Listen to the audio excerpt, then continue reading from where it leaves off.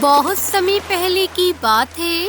सुंदरवन में घना जंगल हुआ करता था। उस जंगल में टुनटुनी चिड़िया अपनी बेटी सुनहरी चिड़िया और सास टूनी चिड़िया के साथ रहती थी। उसका पति कालू कौआ दूसरे जंगल में काम करता था। टुनटुनी बहुत गरीब थी। जब उसके पति ने खर्च के पैसे नहीं भेजे तो टुनटुनी ने उसे फोन किया।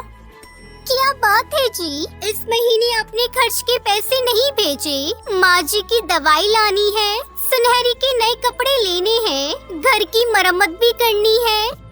क्या बताऊं टुनटुनी, इस महीने मुझे कोई काम मिला ही नहीं। जैसे तैसे एक वक्त का खाना खाकर दिन गुजार रहा हूँ। जैसे ही कोई काम मिलेगा मैं पैसे भेजने की कोशिश करूँगा। दोस्तों, कल की वीडियो में आपने इतने कम लाइक क्यों किए? मुझे बहुत बुरा लगता है। दोस्तों, जब मैं आपके कहने पर कहानी बनाती हूँ और आप बहुत कम लाइक करते हो, और जब आप कम लाइक करते हो तो मुझे वीडियो बनाने का बिल्कुल भी मन नहीं करता है। तो प्लीज दोस्तों, अब इस वीडियो पर जाकर लाइक कर दो। जब टुनटुनी की सास ने ये बातें सुनी तो वो चिंतित हो गई। अब क्या होगा बहू, घर का खर्च कैसे चलेगा? और बारिश का क्या कभी भी होने लगती है। घर की मरम्मत करना भी जरूरी है बहू। माँ जी, आप चिंता मत करिए, मैं कुछ न कुछ करूँगी। मैं कल ही जाकर कोई काम धंधा करूँगी जिससे घर में पैसे आए। बहू, तू क्या करेगी? तुझे तो कोई काम भी नहीं आता।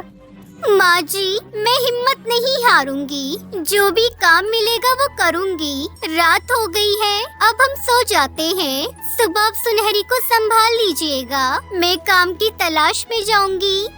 अगले दिन टुनटुनी काम की तलाश कर रही थी। उसे लकड़ी काटने का काम मिल गया। शाम को टुनटुनी पैसे लेने के लिए मालिक कड़कनाथ सेठ के पास जाती है। मालिक, मैंने सारी लकड़ी काट दी है, मुझे मेरी मजदूरी दे दीजिए। मजदूरी? मैंने तो सारे पैसे बांट दिए। ऐसा कर, तू अपनी मजदूरी कल ले जाना। टुनटुनी चिड़िया खाली हाथ घर पहुंचती है। बहू, तू आ गई? क्या हुआ, कोई काम मिला या नहीं? माँ जी, काम तो मिला पर मजदूरी नहीं मिली, वो कल मिलेगी। कोई बात नहीं बहू, घर में थोड़े दाल चावल पड़े हैं, मैं खिचड़ी बना देती हूँ। हाँ दादी, जल्दी से खिचड़ी बनाओ ना, मुझे भी जोरों से भूख लगी है। फिर सभी खिचड़ी खाने के लिए बैठते हैं कि तभी तेज हवाएं चलने लगती हैं और उनके घोंसले की छत हवा में उड़ जाती है। अरे बहू, ये क्या हुआ? जिसका डर था वही हुआ। अगर बारिश हो गई तो हम कहाँ रहेंगे? माँ जी, होने को कोई नहीं टाल सकता। बारिश आने से पहले हम जल्दी से खिचड़ी खा लेते हैं, फिर सोचते हैं क्या करना है। टुनटुनी उसकी सास जल्दी जल्दी भोजन करने लगती है। तभी बारिश शुरू हो जाती है। बारिश का पानी घर के अंदर आने लगता है। माँ जी, यहाँ रहना मुश्किल हो रहा है। अगर ज्यादा तेज बारिश हुई तो फिर हमारा रहना यहाँ मुश्किल हो जाएगा। चलिए हम कहीं और चलते हैं। टुनटुनी अपनी सास और बेटी को लेकर घने पेड़ के नीचे बैठ जाती है। पूरी रात वो उसी पेड़ के नीचे गुजारती है। अगली सुबह बारिश रुक जाती है।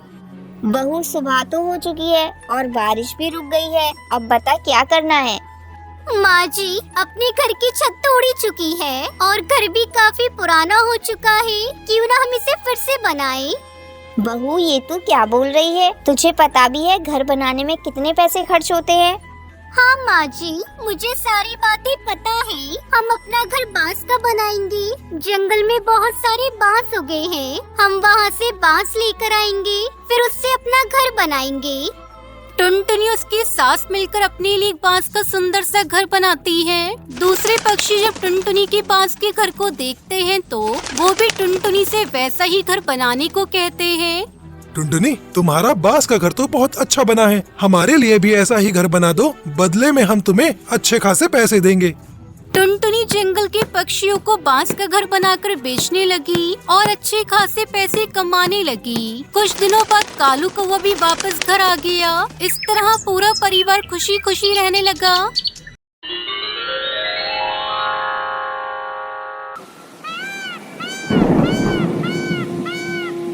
सुंदरवन जंगल में तीन दोस्त रहा करते थे, टुनटुनी चिड़िया, कालू कौआ, तोताराम। टुनटुनी बहुत सीधी थी, कालू मजाकिया था और तोताराम लालची था। तीनों ही बेरोजगार थे। एक दिन टुनटुनी बोली, अरे यार, मुझे लगता है हम लोग भूखे ही मरेंगे। काम कोई मिल नहीं रहा है और अब घर वाले भी पैसे नहीं देते। नहीं देते तो चोरी कर ले अपने घर में। अपने घर में मन न करे तो किसी और के घर में कर ले। यार, तू ना हर समय बस मजाक करता रहता है। कभी गंभीरता से सोच लिया कर कि क्या करना है जीवन में। हाँ भाई, टुनटुनी सही कह रही है, अब कुछ करना ही पड़ेगा।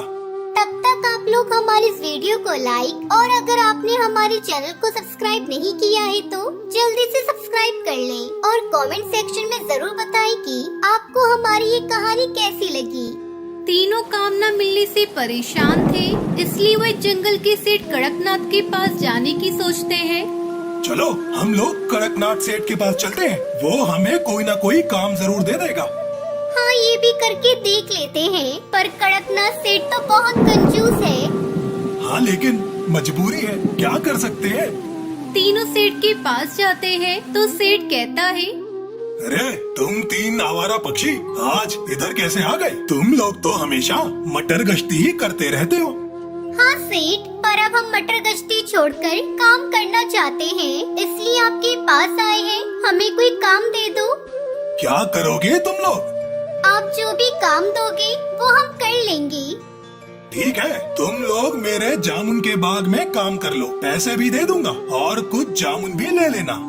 तीनों दोस्त ये बात मान लेते हैं और जामुन के बाग में काम करने लगते हैं। एक दिन सेठ बाग में जाता है।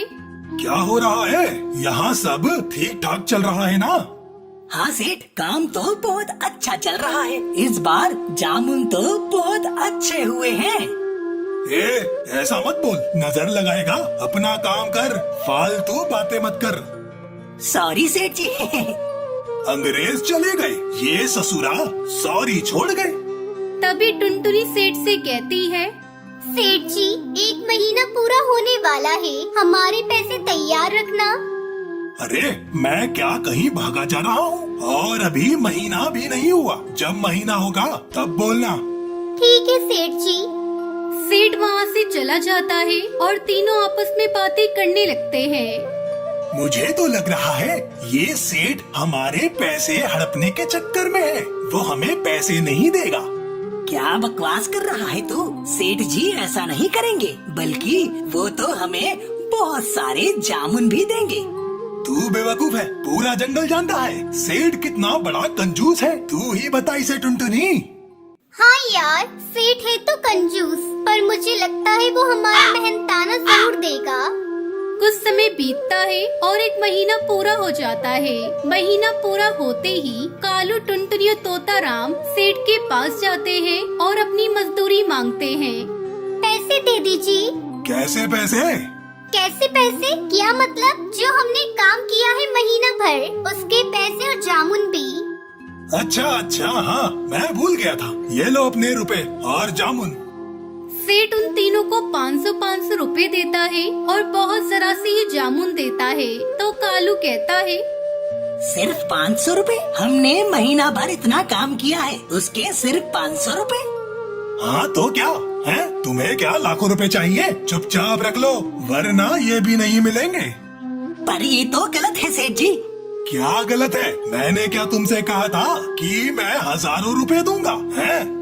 टुनटुनी को गुस्सा आता है और वो कहती है, चलो यार, अब हमें यहाँ काम नहीं करना।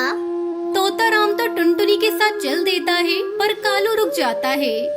अरे क्या हुआ कालू, तो रुक क्यों गया? चलना।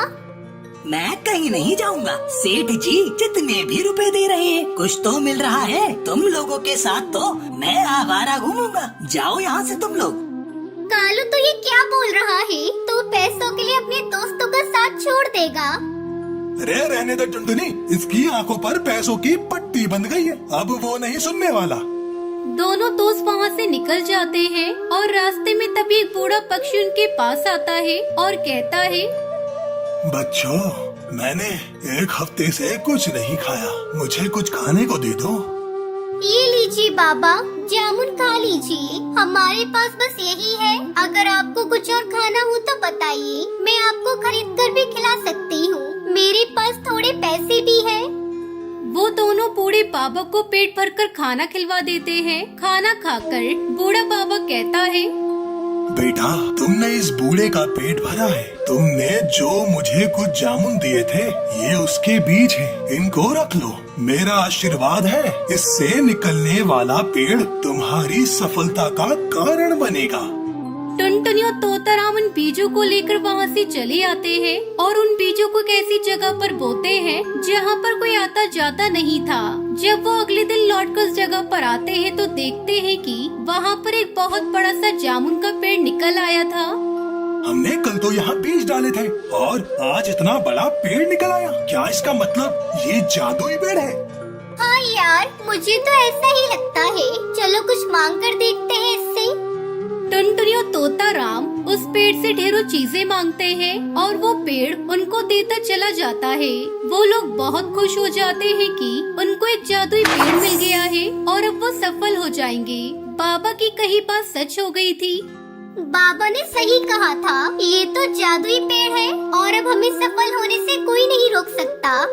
हाँ, ये बात तो है, पर ये सब कुछ तुम्हारे अच्छे कर्मों का फल है। अगर उन्हें खाना नहीं खिलाया होता तो आज ये जादुई पेड़ भी हमें नहीं मिला होता। वो दोनों उस जादुई जामुन के पेड़ से सबकी मदद करते हैं और खुशी खुशी रहने लगते हैं।